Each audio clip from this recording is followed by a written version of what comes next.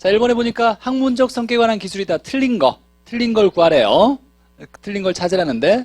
자, 첫 번째, 종합응용과학이다. 맞죠?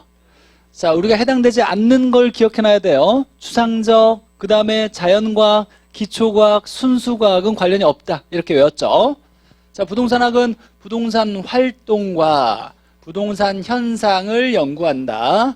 자, 추상적 학문이 아니라 구체적인 학문이다. 맞고, 추상적 학문이 아니라 그랬으니까. 자, 4번에 부동산학은 토지와 건물을 대상으로 하는데 탐구 과정에서 우주와 지구의 기본 원리라는 순수과학이라고 할 수 있어요, 없어요? 순수과학이라 할 수 없더라. 즉 우주와 지구의 원리를 연구하는 것이 아니더라.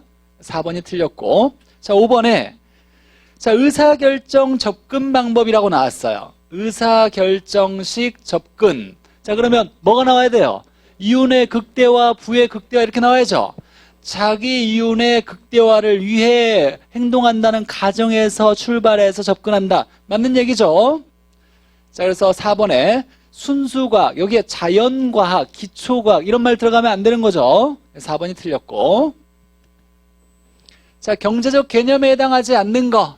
자산이다, 자본이다, 생산재, 소비재, 상품 이렇게 보는 거죠. 경제적으로 보는 거.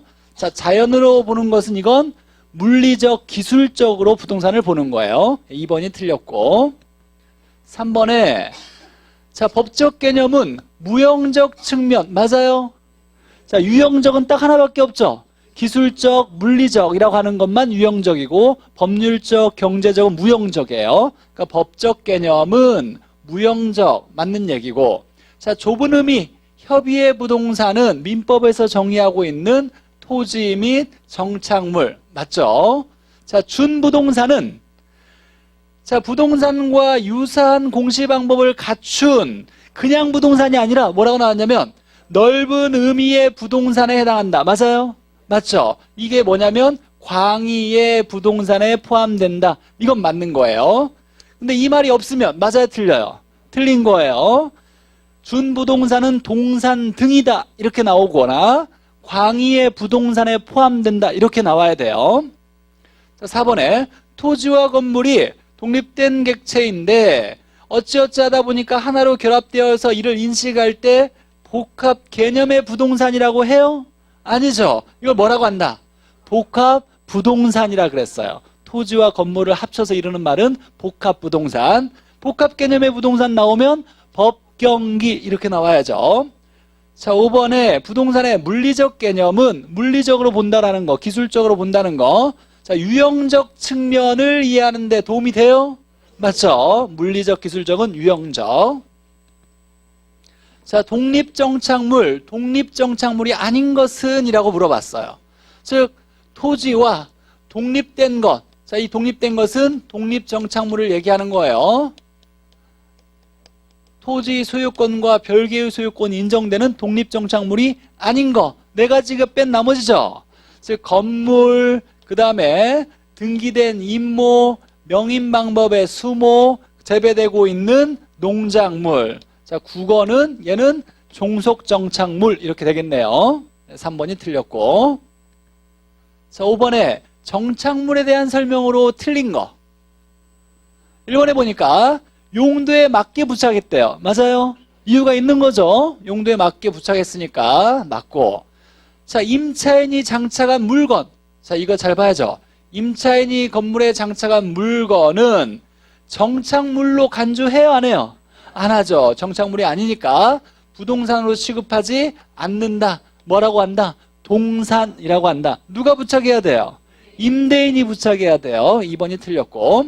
자, 3번에 정착물은 단단히 고정되어 있대요. 잘 부착된 거죠. 자, 그리고 합리적으로 인정되는 뭐 이유가 있는 거예요. 좋은 얘기 나온 거고.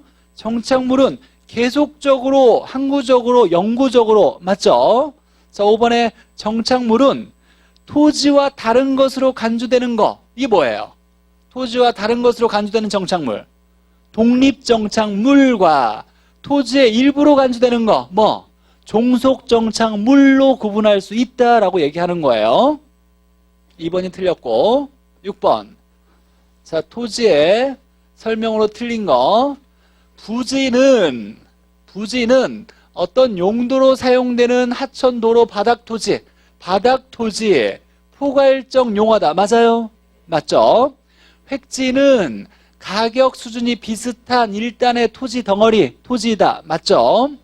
필지는 소유권 범위를 나타내는데 하나의 지번이 붙는 무슨 단위다? 등록 단위다. 이렇게 나와야 돼요. 자, 면적 단위는 관련이 없고 등록 단위다. 3번이 틀렸고. 자, 후보지는 용도 전환이 용도, 지역, 상호, 간에 자, 후보지 간자가 나와야 돼요. 용도, 지역, 상호, 간에 전환이 진행되고 있는이에요. 전환 중에. 자, 빈지는 바닷가고 자, 법적으로 소유권이 인정되지 않지만 실익이 많은 토지. 활용 실익은 있으나 법적으로 소유권이 인정되지 않는 바닷가를 의미한다. 물에 잠겼다, 안 잠겼다? 안 잠긴 토지예요, 빈지는. 자, 7번. 나지란 지상에 건물, 기타 정착물이 없는 토지로 사법상의 제한이 없죠. 근데 공법상의 제한은 있다, 없다? 있어야 돼요. 그래서 얘는 없지만 얘는 있는 토지를 나지라 그래요. 그래서 1번이 틀렸네요. 자, 나지란 정착물도 없고 사법상의 제한도 없지만 공법상의 제한은 당연히 있어야 되는 토지예요. 자, 이번에 물에 침식되어서 수면 밑으로, 물 밑으로 잠긴 토지를 뭐라 한다? 포락지. 자, 개발되기 이전에 자연 그대로 토지를 소지. 자, 타인 토지에 둘러싸여 도로와 접속면을 가지지 못한 토지를 맹지. 자, 건부지는 지상의 건물로 인하여 토지에 건물이 있대요. 그래서 나지에 비해 가격이 어떻다? 낮다. 이걸 뭐라 한다? 건부감가라고 하더라. 자, 8번 보죠. 자연적 특성. 부중성에 대한 설명으로 틀린 거. 부중성. 만들지 못한다. 자, 토지는 노동이나 생산비를 투입해서 순수한 그 자체의 양을 늘릴 수 없다. 다른 말로 물리적 공급이 불가능하다. 맞는 얘기예요. 토지 양을 늘릴 수가 없다. 두 번째, 토지는 유한해서 한정되어 있어서 만들지 못하니까 소유욕을 발생시킨다. 맞아요? 맞죠? 독점은 들어가든 안 들어가든 맞는 얘기고. 3번에 부중성에 기인한 토지의 희소성은 토지가 희소하기 때문에 수요자 간의 경쟁을 만든다. 맞아요? 자, 그래서 지가가 어떻게 된다? 올라가더라. 지가 고현상. 토지를 집약적으로 이용하더라. 이런 얘기가 나왔고.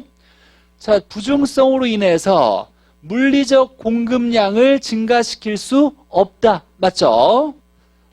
매립이나 산지 개간을 통해 농지나 택지의 확대는 부중성의 예외다, 아니다?